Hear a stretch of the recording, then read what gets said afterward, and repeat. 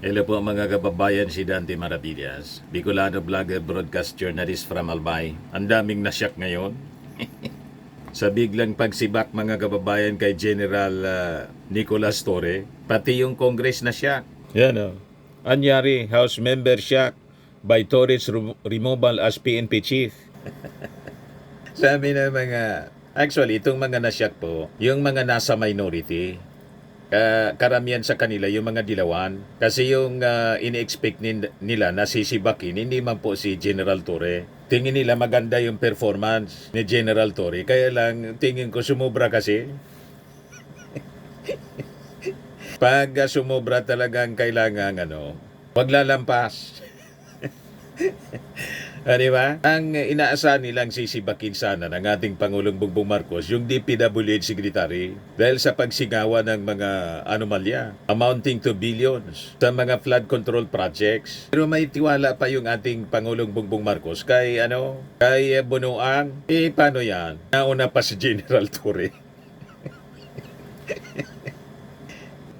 Shock yung mga congressmen. Sabi ni Akbayan Party List Representative Percy Sindanya, yung sangkutan niya sa flood control, dapat ang sibakin pero si Chief PNP ang tinanggal. Anyari, Sindanya, a member of the minority, wrote sa X, tuliro din mga kababayan si mamamayang Liberal Party List Representative Laila de Lima. Also from the minority bloc, sabi ni de Lima, what's happening? They better have a good reason in doing that to a very popular, much appreciated and high-performing PNP chief. Sabi din niya sa kanyang post. In a joint statement, Makabayan Black, Solons, ACCA Party List, Representative Antonio Tino and Kabataan Party List Representative Renico said that Torres' removal from his post after serving a mere 85 days was unmistakable evidence of escalating internal conflicts and systemic breakdown within the Marcos administration. Nang gatong. Ganon din si Pato de la Rosa at saka si Panilo. Ano pa man asahan natin dyan sa mga taong yan? Siyempre, manggagatong sila. Mga anti-Marcos forces Sabi nila, Torres open confrontation with the Department of Interior and Local Government Secretary John B. Crimolia regarding unauthorized personnel changes exposes serious divisions within the administration's law enforcement machinery anya. We urge the Filipino people to look past these internal power struggles and concentrate on pressing concerns, sabi po ni Tino. Sa bagay, sa press con kanina mga kababayan, inamin yon ni DILG Secretary John Vic Rimolya. Mamaya ibigay ko sa inyo yung porsyon, si mahaba yung press con. Almost 1 hour mga kababayan para malaman natin kung ano nga ba. Pero yung mga reactions po ng ilang mga senador tulad po ni Senator Ping Lacson, maganda po na marinig natin, marinig po ninyo. Sa tingin mga kababayan ni Ping Lacson, si General Torre acted beyond his authority. Sumobra. Yan ang paningin mga kababayan ni Ping Lacson na dati din na PNP chief. Yan sabi niya. Bakit na-relieve si General Torre? Ayon kay Senador Lacson, na dati ding PNP chief noong panahon ni ERAP, si Torre acted beyond his authority by unilaterally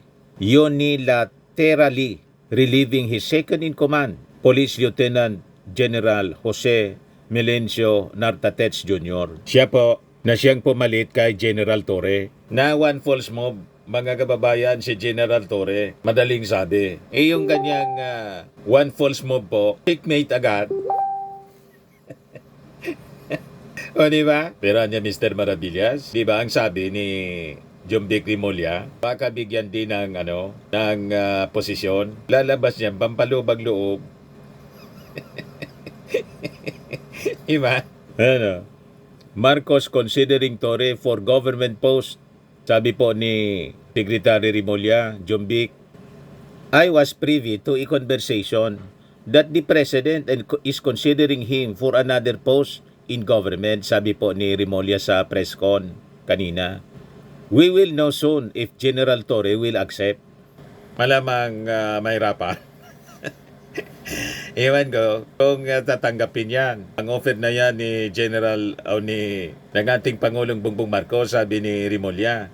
Kasi siyempre, nasaktan din yon. 85 days, hindi pa 3 buwan, mga kababayan. Tanggal. Pero tingnan natin kung ano ang mangyayari sa susunod na mga araw. Pero, shocking talaga po. Kahit sino man, kahit nga ako, hindi ako kaagad nakapag-vlog. Hinayaan ko muna na dumalo yung mga balita para malaman natin kung ano ba talaga yung nangyayari sa mundo. O diba? Balikan natin yung statement ni Lacson kasi ito yung maganda na mga analysis niya at paliwanag. Lacson explained that the designation niya in the relief of members of the PNP Command Group, including the Deputy for Administration, Deputy for Operation, and Chief of the Directorial Staff, must be approved by the President or, at minimum, coordinated with the ex-officio chairman of the National Police Commission and the Secretary of the Interior and Local Government.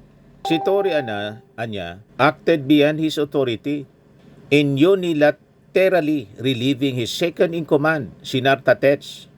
Sabi po ni Ping Lacson, yung bagay na dapat hindi niya pinakialaman ni General Torre. Siyempre, that is insulting on the part of the President. Pinangunahan niya yung ating Pangulo. Biglang nawala yung trust sa kanya ng ating Pangulo. Kasi pag hindi yun ginawa ng ating Pangulo kay General Torre, lalaki yung ulo ni General Torre. Kaya siya na checkmate. He acted beyond his authority. Yan ang paliwanag ni Ping Lacson, mga kababayan. Na malamang dahil dati siyang PNP chief, may mga A1 information siya na nakuha sa loob. Siyempre, dati niyang mga tauhan, ito mga matataas na mga opisyal ng Philippine National Police, malamang nag-text sa kanya kung ano yung nangyari, kuninto sa kanya. Kaya si Ping Lacson is an authority to speak. Dumampas si General Torre. Sabi ni Ping Lacson, even when former President Joseph Estrada gave me the blanket authority to run and manage the PNP during my time as PNP chief, I did not exercise absolute authority over the designations of the members of the command group.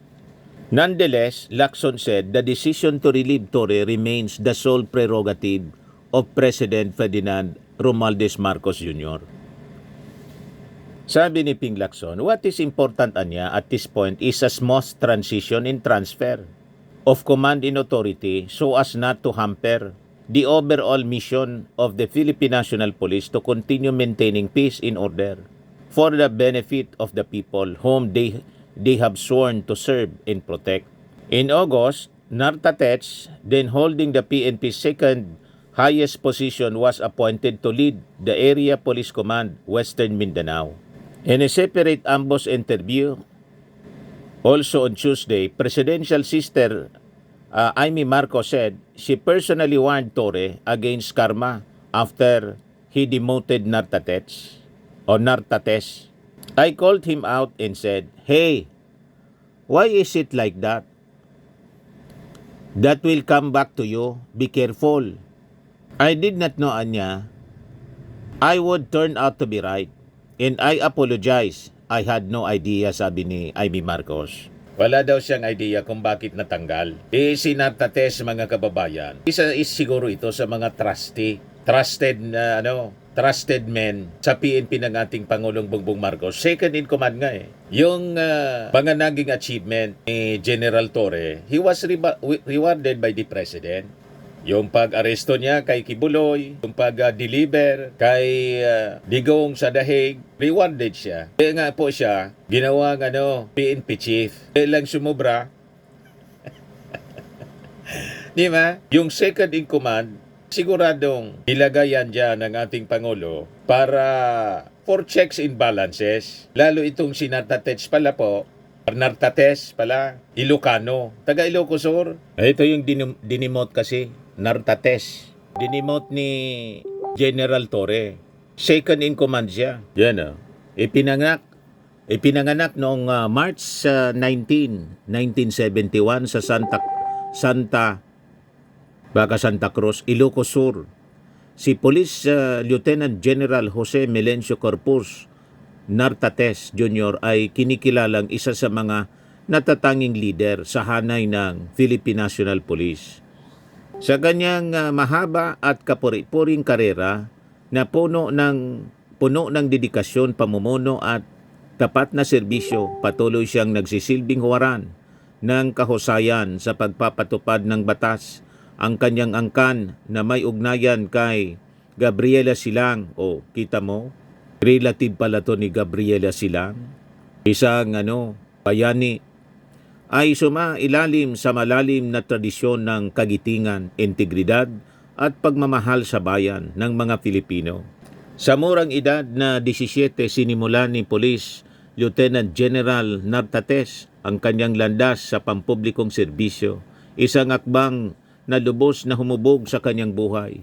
Noong 1988, siya ay tinanggap sa prestihiyosong Philippine Military Academy sa Fort del Pilar, Baguio City bilang miyembro ng Tanglaw Diwa Class of 1992. Sinimulan niya ang kanyang pangakong maglingkod sa sambayanang Pilipino, isang paninindigang naging gabay niya sa pagunlad bilang isang leader na nagbibigay inspirasyon sa iba. Hindi natapos sa PMA ang kanyang pag-aaral bilang tagapagtanggol ng patuloy na pagkatuto. Kumuha siya ng mga espesyalisadong kurso upang palawakin ang kanyang kasanayan.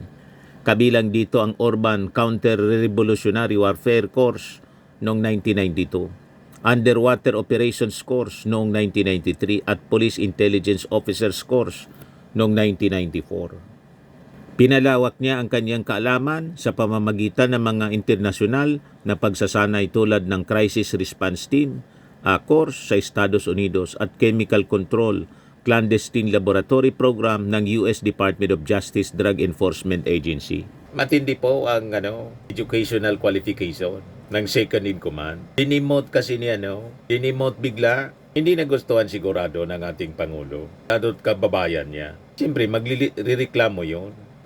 At sigurado na isa siya sa mga pinagkakatiwalaan na sundalo ng ating Pangulong Bongbong Marcos. Ilocano pa eh. Siyempre, mas malapit yon sa ating Pangulo. Kaya linagay niya yung second in command. Biglang dinimote ni General Torre, ayun, na-checkmate tuloy siya. O diba? Ang dami mga medalya niya. Medalya ng kasanayan, medalya ng pambihirang paglilingkod, medalya ng katapatan sa paglilingkod. Ito yung statement ni General Nartates. The Philippine National Police is a dynamic organization. We are covered by orders, we are covered by policies.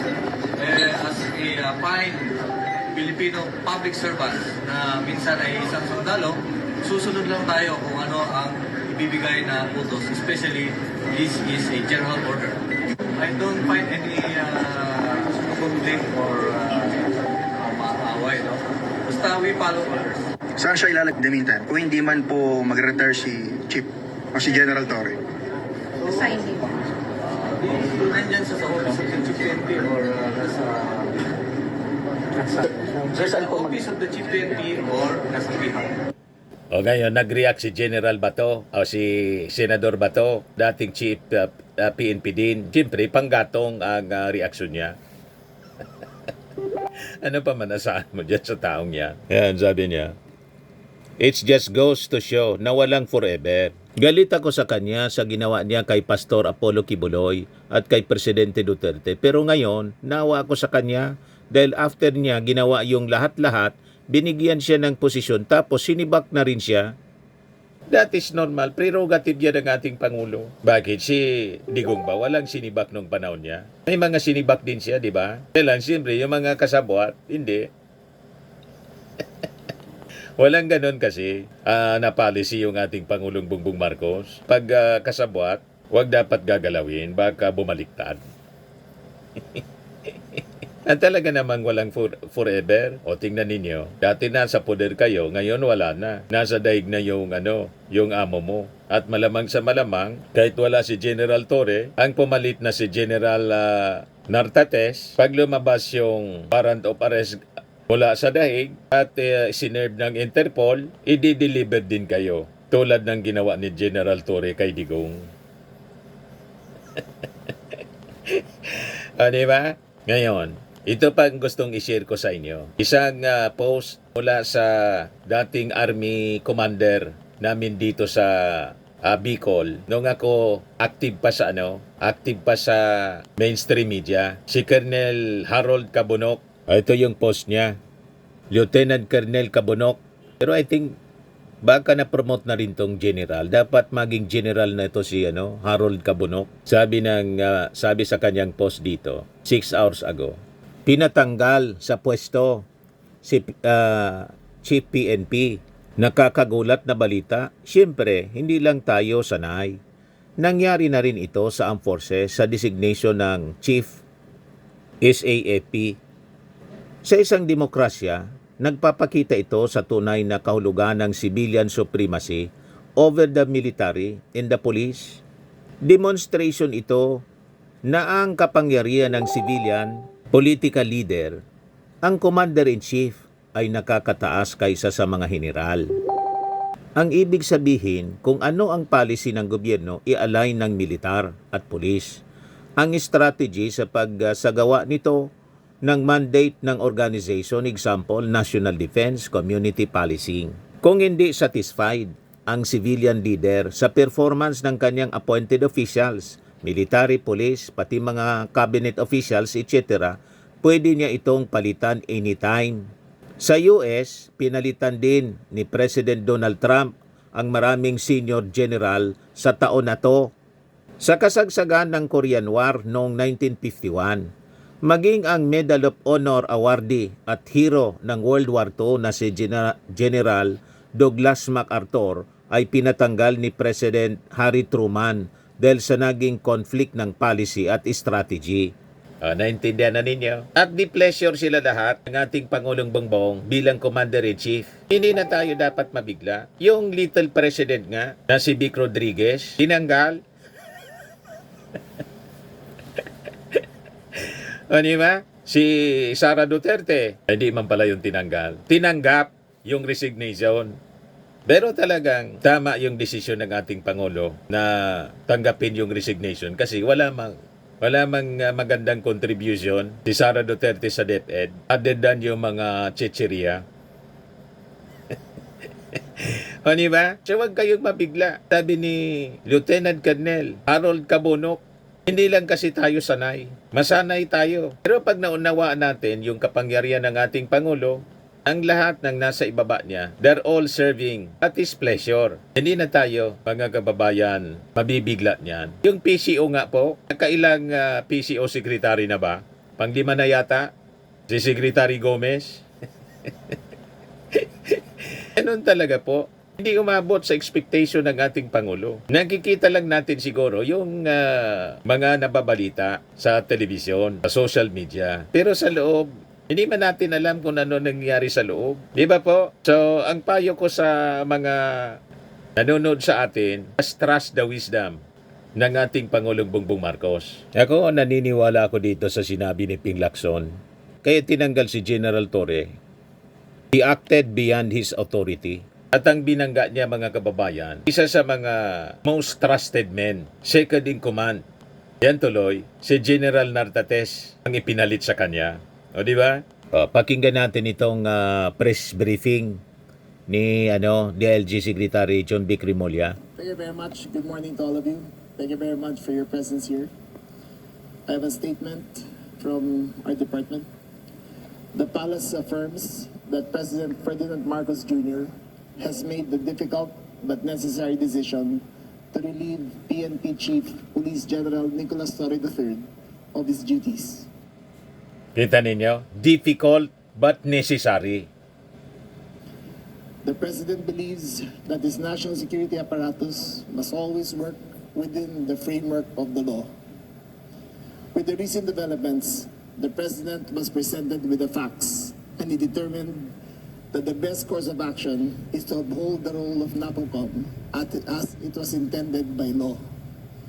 As part of this resolution, the President decided to relieve Police General Torre. This was not an easy choice, but it was made in the national interest.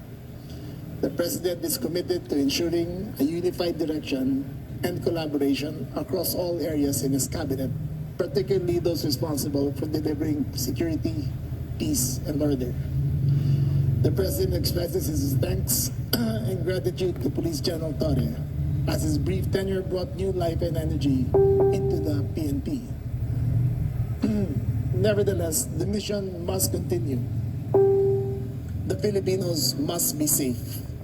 To this end, the President has directed the incoming PNP Chief, General Nartates, together with the Secretary of the Interior and Local Government, to present within 1 month a comprehensive citizen security strategy focused on increasing police presence throughout the country and ensuring that every Filipino feels secure in their communities. That's all. Thank you. Morning, sir. Sir, can you enlighten us kung ano yung ibig sabihin ng difficult but necessary? The President is very fond of General Torre. In his brief tenure as chief and even before that as CIDG, the President and General Torre have had a wonderful and productive relationship.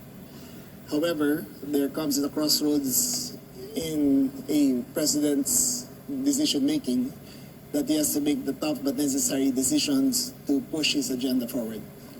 Sir, itatanong ko yung tanong din ng marami. Ano yung reason bakit inalis po si General Torre? Precisely because we are a country of laws and not of men, that the institutions must be larger than the people who run it. And in this case, the President saw it necessary that the institution of the PNP and the NAPOCOM be upheld as according to the spirit of the law as it was created. Sir, may connection ba ito doon sa... Ito na yan. Follow up na lang, sir. Last na, sorry. Sir, para lang mabuo yung storya. Sir, may connection ba ito doon sa nakaraang resolution ng NAPOLCOM na hindi po nasunod? Parang hindi naglabas o hindi na sunod ni General Torre? Yung NAPOLCOM resolution ng mga reshuffle ng mga opisyal? That, among other things, is part of the consideration of the President. Okay. Thank you, Ms. Leah. Thank you, sir. Third, Ann Malonzo from Sunstar.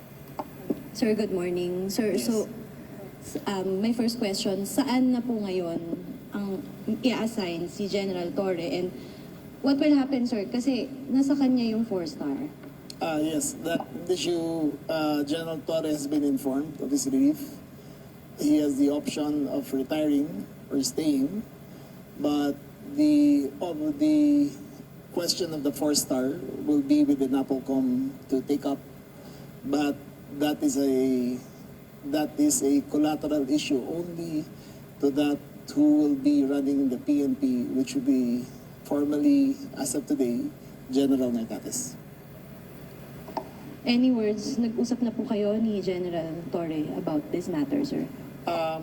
I have tried to get in touch with him.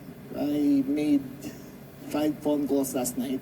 I think he was in a dinner, but he was duly informed, properly informed of the decision of the President. Okay. Ma'am, last, hindi kayo sinagot, sir? Hindi kayo sinagot ni General Torre? We have our own forms of communication, and he did acknowledge. Thank you, Mr. Mark Makalalad of DZBB. Ay, morning. Obviously, yung pag-relieve kay Chief PNP, unpopular decision. Dahil nagkaroon ng conflict previously sa resolution ng NAPOLCOM and PNP. Hindi po napatupad yung order. So how do you intend to manage the public's perception na yung leadership ng PNP ngayon is stable sa kabila ng pagpapalit ng leadership Is stable?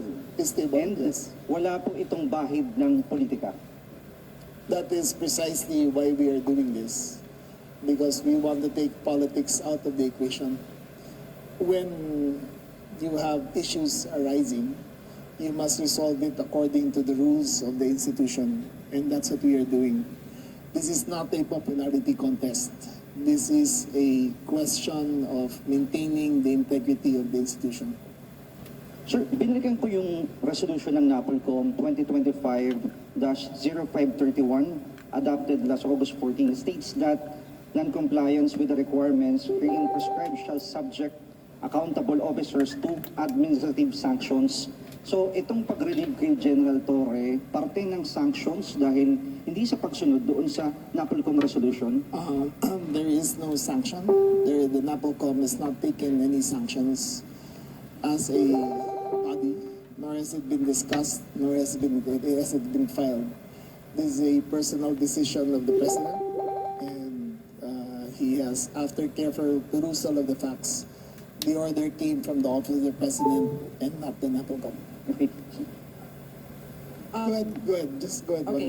Yung 4-star, kailan po makakukuha ni General Nartates? You will learn about that sooner, as soon as the NAPOLCOM board convenes again next week. Okay. Thank you po. Thank you. Mr. Edniel Paroza from DZRH. Sir, follow up lang dun sa last question. So yung turnover officially kay General Nartates ay nangyayari ngayon. Yes.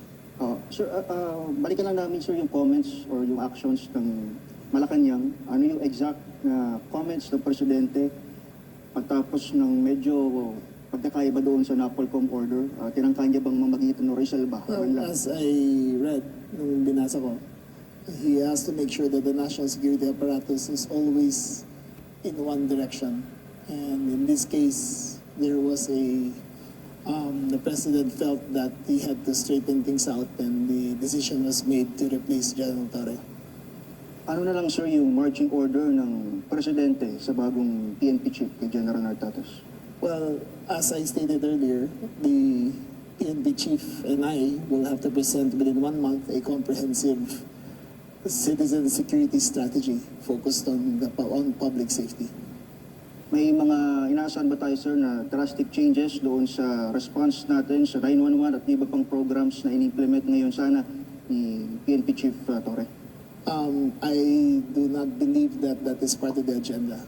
We will launch the Unified 911 on September 12, and General Nartates will take cognizance over that. It is an improved system. It is a more responsive system, and I think the people will see the difference. But from now till then, the 5-minute rule of General Nartates, of General Torre, will still be in effect, and we expect General Nartates to continue the good works that General Torre has started. Okay. Thank you so much. Mr. Manny Tupaz from Philippine Star. Sec, good morning. Sir, magmula nung nag-assume si PNP Chief last June 2, from the very start ba may mga disagreements na kayo ever since? No, never. PNP Chief and I have always had a great relationship. Remember, I only entered the SILG last October, and that's the first time I met him. And from then till now, our relationship has, I would care to say that it is stellar. We've never had disagreements, and save for the last few days about certain things. And until now, I still consider him not only as a colleague, but someone who I've gone to battle with and who I trusted big decisions of the President with.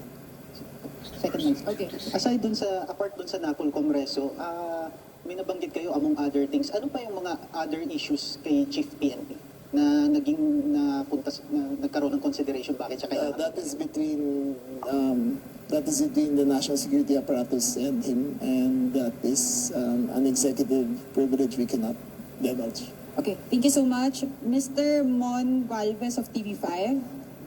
Hi, Sec. Good morning. Sir, this is actually baka repetitive question na lang, pero just to clarify, you were mentioning a while ago that this is a country of laws and not of men. Ano po talaga yung pinakanilabag ni General Torre? Bakit po siya nasibak? He did not violate any laws. He has not been charged with any violations. He has not been charged criminally nor admissively. It is simply a choice of the President to take a new direction for the PNP. Medyo vague, Sec. Medyo vague. But it's more big than he violated. He didn't violate any laws. He didn't violate any. He has not been charged with any administrative case. He has not been charged with any criminal case. But he is a presidential appointee who serves at the pleasure of the President, and the President has made a decision to go in another direction. So more on trust and confidence lang po ito. More on trust and confidence lang. The President reserves the right to see what is best fit for the PNP. Last na lang po sa akin. I don't think, di ko po alam kung tama yung research lang namin, but General Torre will be serving the shortest term in the history of the Philippine National Police. How does this affect the morale of the police force? Well, I think I am confident that the police force is very professional. I think that they observe their duties, and I think 99.9% of them will uphold their oath to maintain allegiance to the country and to the president. Okay, thank you so much. Mr. Vince Lopez of Manila Standard. Sir, good morning. Sir, for the duration na Chief PNP si General Torre, may mga na-relieve siyang mga officers. What would be the magiging nung mga official na yun, sir? And kung mababalik ba sila, reinstatement? That is a NAPOCOM issue. As according to NAPOCOM law, NAPOCOM procedures, level 3 going up is up to will be taken up by the NAPOCOM board, and the NAPOCOM will convene this week and reconstitute the leadership of the Philippine National Police. Okay, thank you so much. Mr. Jairo Boledo of Rappler. Sir, good morning. Morning. Jairo Rappler. Sir, hingin lang namin sana yung information. Baka, ano po ba yung initial na reaction or pagtanggap po ni General Torre when the NAPOLCOM issued the memorandum po? Did he promise to the President to fulfill the said memorandum, sir? Thank you. That will be revealed on a later date. There are documents that are still sealed, which will be brought forth henceforth after the NAPOLCOM reviews it. Last question for me, sir. In relation to Vince's question, the NAPOLCOM reversed a few assignments made by the President, made by PNP Chief Torre, including some of the appointments in CIDG and all that. Ano na po mangyayari doon sa order na yun ng NAPOLCOM? Again, the NAPOCOM will constitute again this week, and then we will review all the appointments and make the necessary recommendations to the President. Okay, thank you so much. Before we continue, Ito na yung turnover mga kababayan. Wala pa pala yung assumption. Assumption of office. Presence upon this assumption of office, Mr. Wisdom, courage, and discernment upon our incoming Chief PNP, Lieutenant General Jose Melencio Corpus Nartatis Jr., that he may carry forward the mantle of leadership with honor and humility. May he be a beacon of justice, a model of integrity, and a servant to the Filipino people. Bless as well our presiding officer, our SING Secretary Juanito Victor Janvic C. Remulla Jr. Protect him from all harm and continue to bless his leadership as the Secretary of the ILG. We entrust this ceremony to you, Lord.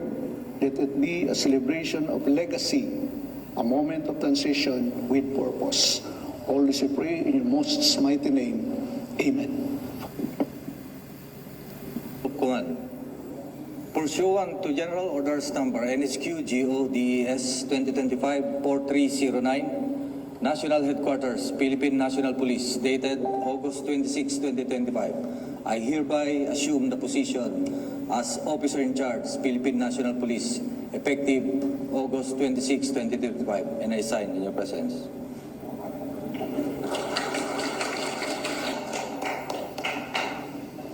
Turnover of command as officer in charge.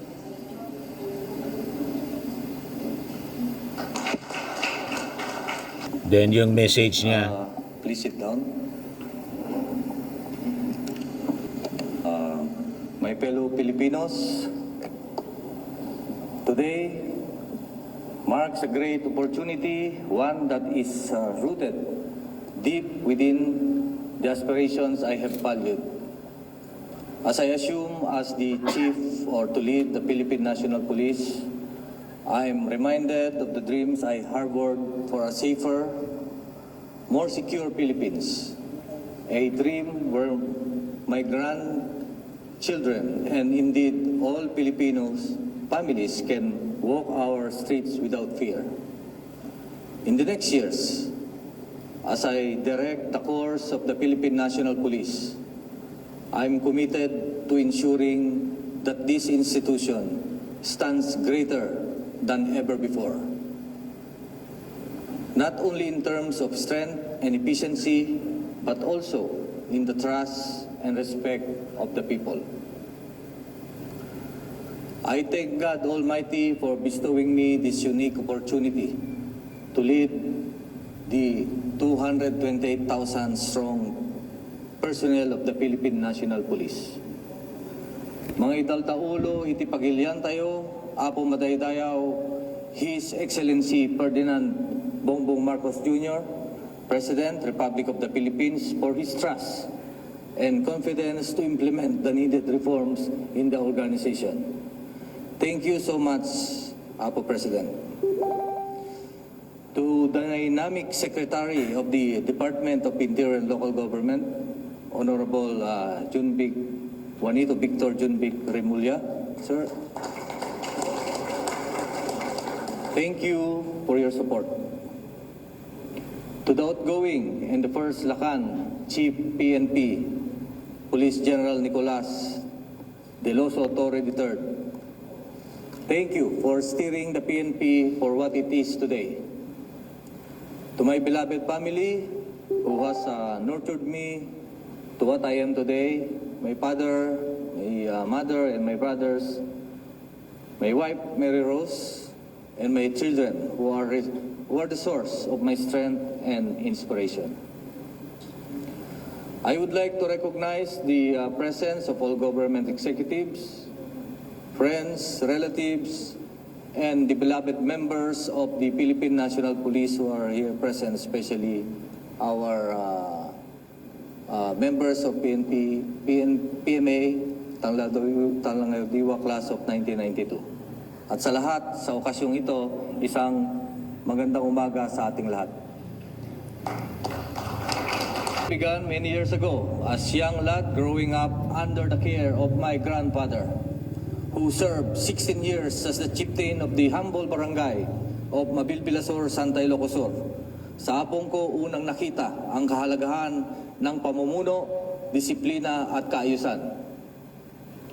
Holding on to these early impressions in life, I went on as PMA cadet, eager to learn more. Through the rigors of cadetship, I was able to internalize the deeper meaning of courage, integrity, and loyalty.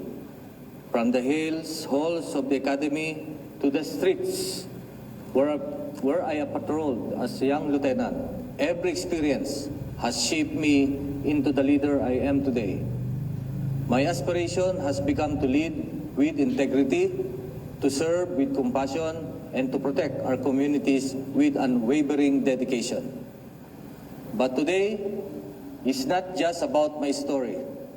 It is about the collective narrative of the Philippine National Police, an organization built on the pillars of service, honor, and justice. Over the years, we have been guided by the wisdom and insights of my predecessors. It's like our former Chief PNP, General Acorda, palakpakan natin, who have left behind a legacy of best practices. Together, we have overcome adversity, solved crimes, and have worked tirelessly to protect our vulnerable communities. Our aspiration is clear: to become a resilient organization able to provide a safer, more secure environment for every Filipino, where justice prevails and all can live without fear. Kahalintulad ng sinabi ng ating mahal na Pangulo, na ang pangarap mo ay pangarap ko, pangarap ko rin at pangarap nating lahat. Ito ay ang magkaroon ng isang bagong PNP para sa isang bagong Pilipinas. And in order to realize this dream, we shall march together and traverse this path by carrying out the needed programs that will ultimately, or that will continuously transform our organization. First is, in an overwhelming landscape of threats, innovation in patrolling and investigation is the key. We can deny the occurrence of crime through the mastery of community, strategic deployment, and police visibility in crime-prone areas. In the occurrence of crime, we should provide investigative solutions by identifying personalities and group involved, secure evidence that will ensure their guilt before the court. Through proactive policing, strategies, and strategic partnership, we will ensure the swift apprehension and prosecution of offenders, sending a clear message that crime will not go unpunished. At the same time, we shall continue the 5-minute response policy of the former Chief PNP to assure the public of timely intervention and protection.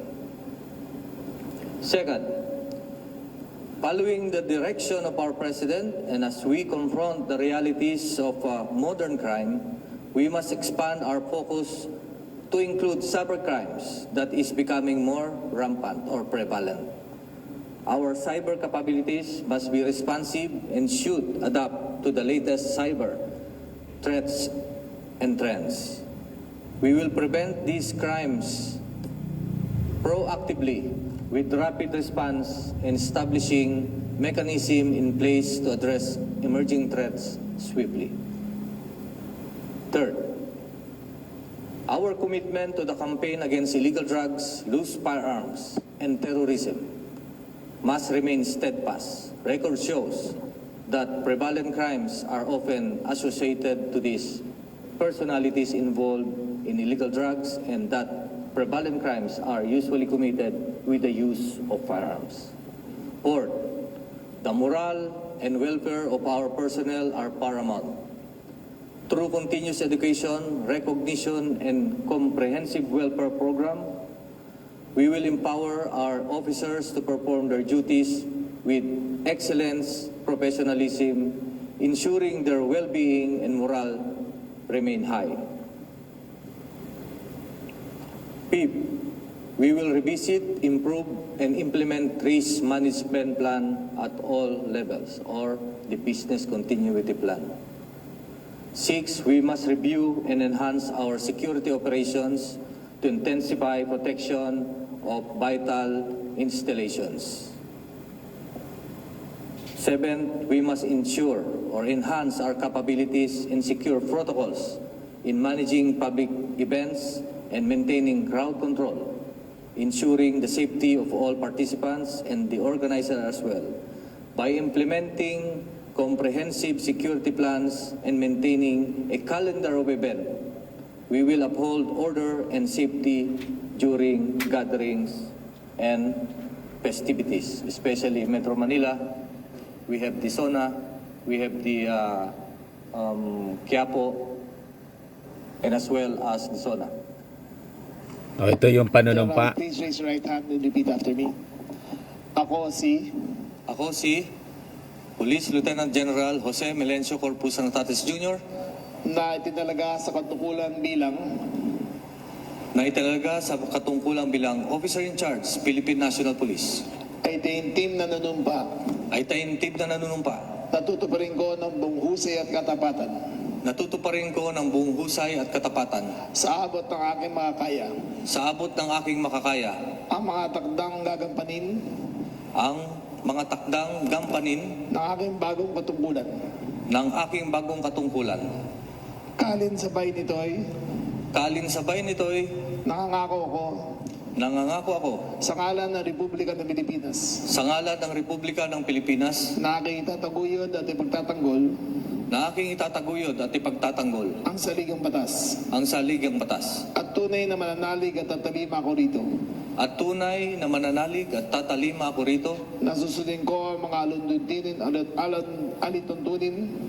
na susundin ko ang mga alituntunin mga kautosang legal at mga dekretong pinairal na mga sadyang itinakdang may kapangyarihan sa ilalim ng Republika ng Pilipinas at kusa kong babalikatin ito ang mga pananagutang ito na walang anumang pasubali o hangaring umiwas. Kaya nawa ako ng Diyos. Pinabati kita.